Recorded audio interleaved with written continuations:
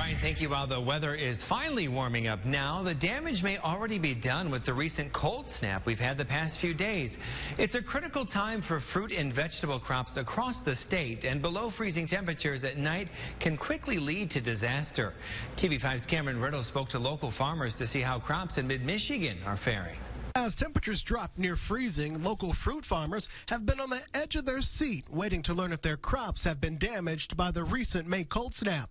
One of the people surveying the damage is Bob Tritton, a fruit educator at Michigan State, who today is checking in on Lehman's apple farm in Saginaw County. So far it's looking good, but we've had a couple of nights here in a row this weekend and the first few days of this week that have been really scary for most of our fruit farmers across the state. Tritton says here in mid-Michigan, most of the crops have been spared, but farms on the other side of the state near Traverse City weren't so lucky, as frost damaged flower blossoms that are just finishing their spring bloom.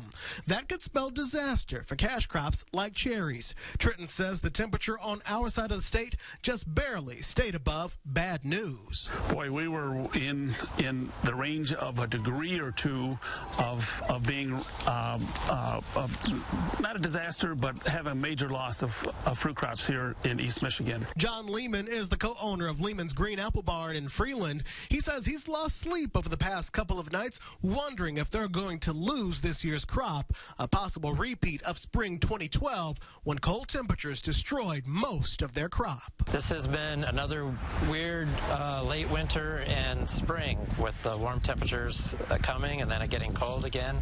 The apples bloomed early, we think, but the trees are in good shape. If the weather continues to be as nice as it is today, then come this fall, the folks here at Lehman's can expect an oh-so-sweet crop of apples, cider, and apple chips. In Freeland, Cameron Ridle. They are sweet. TV5 News. Well, they must be really good. In West Michigan, roughly 2 million pounds of asparagus were lost after the cold temperatures, roughly 10% of the year's crop.